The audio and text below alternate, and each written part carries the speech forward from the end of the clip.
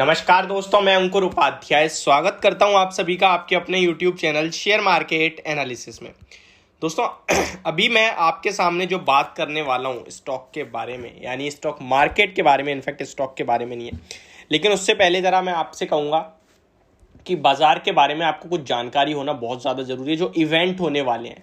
अगर आप आज की मार्केट को देखेंगे तो मॉर्निंग में कुछ और दिख रहा था, खुलते ही कुछ और हुआ, उसके बाद पूरे दिन कुछ और, एंड जाते जाते एंड में फिर से कुछ और होता हुआ दिख रहा है।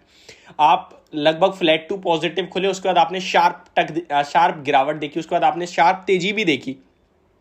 शुरुआती 15-20 मिनट में ही काफी उठापटक हुई। उसके बाद मार्केट सुबह से एक सुस्ती सी बाजार, यानी कि मतलब सुस्त बाजार सा दिख रहा है एंड ट्रेड कर रहा है। अभी 17,600 के लेवल्स पे ट्रेड करता हुआ दिख रहा है एंड बाजार में 3:06 का समय हो रहा है, यानी कि 70 पॉइंट ऊपर है। लेकिन ये तेजी कब लाल निशान में बदल जाए या फिर 100 पॉइंट से ज्यादा क्यों जाए पता नहीं, क्योंकि काफी तेज वॉलेटिलिटी आपको देखने को मिल रही है।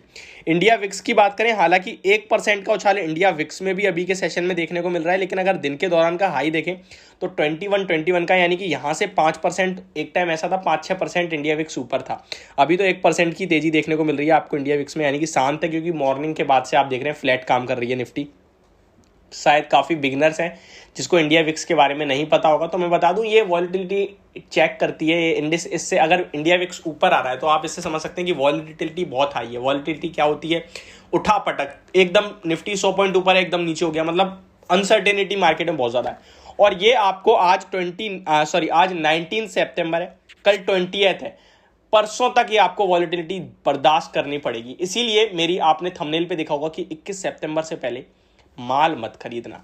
यानी कि अगर माल उठाते हो तो आपके लिए रिस्क और रिवॉर्ड दोनों ही काफी हायर पोजीशन पे। क्यों? क्या है 21 सितंबर को? तो मैं आपको बताऊं, जब डाउ जोन्स लगभग 1200 पॉइंट क्रैश हुए थे, उस दिन क्या हुआ था आप सभी को मैं बता रहा हूं। उस दिन हुआ यह था कि इन्फ्लेशन का डाटा खराब आया, और उस डाटा के बाद जो सबसे खराब बाजार को लगा वो रेट हाइक्स थे। जो अभी तक एनालिस्ट और मार्केट मान के चल रहा था वही सोच रहा था कि 2023 से जो रेट हाइक्स हुए हैं वो रेट घटने लगेंगे, रेट कट होने लगेंगे, और इस एक्सपेक्टेशन में मार्केट ने कहीं ना कहीं अब शांति बना ली थी। लेकिन इस बार के इन्फ्लेशन को देखकर एनालिस्ट ऐसा तक सोचने लगे हैं कि 1% तक की ब्याज दरें बढ़ सकती हैं। दोस्तों, अगर 1% तक की ब्याज दरें बढ़ती हैं तो मैं आपको बता दूं ये अमेरिका के इतिहास में दूसरी बार होगा। पहली बार आई थिंक जब 2014 या उससे पहले एक बार 1980 में भी काफी इन्फ्लेशन हायर लेवल पे चला गया था, तब भी मार्केट क्रैश हुई थी और उस टाइम शायद हुए थे। अदरवाइज भारत में कभी नहीं हुआ 1% की रेट हाइक से एक साथ, कभी नहीं। तो आप समझ सकते हैं कि कितना बड़ा इंपैक्ट होगा। तो अगर ऐसा हो गया तो ट्रस्ट में डाउ जोन्स 4-5 हजार पॉइंट और निफ्टी 1000 से 1500 पॉइंट प्यार से चली जाएगी, मतलब बहुत बुरी तरीके से। ये जो क्रैश होगी ना, ये पैनिक सेलिंग होगी जिसे कहते हैं ना, मतलब शार्प वन साइडेड वो वाला मार्केट होगा। अगर ऐसा होता है तो इसके चांसेस कितने हैं? मात्र 19 to 21%, यानी कि मेजॉरिटी ऐसा कहती है कि ऐसा नहीं होगा। लेकिन बचे हुए 89 और 71% लोग जो हैं उनका ये मानना है कि 75 बेसिस पॉइंट्स की, यानी 0.1% की बढ़ोतरी तो होनी ही होनी है। तो वो तो मार्केट एक्सपेक्ट कर रहा है और उसके लिए मार्केट तैयार भी है। लेकिन इस बीच में आपको यह समझना भी बहुत जरूरी है कि 75 बेसिस पॉइंट्स की भी अगर बढ़ोतरी होती है तो बाजार के लिए कोई अच्छी बात नहीं है।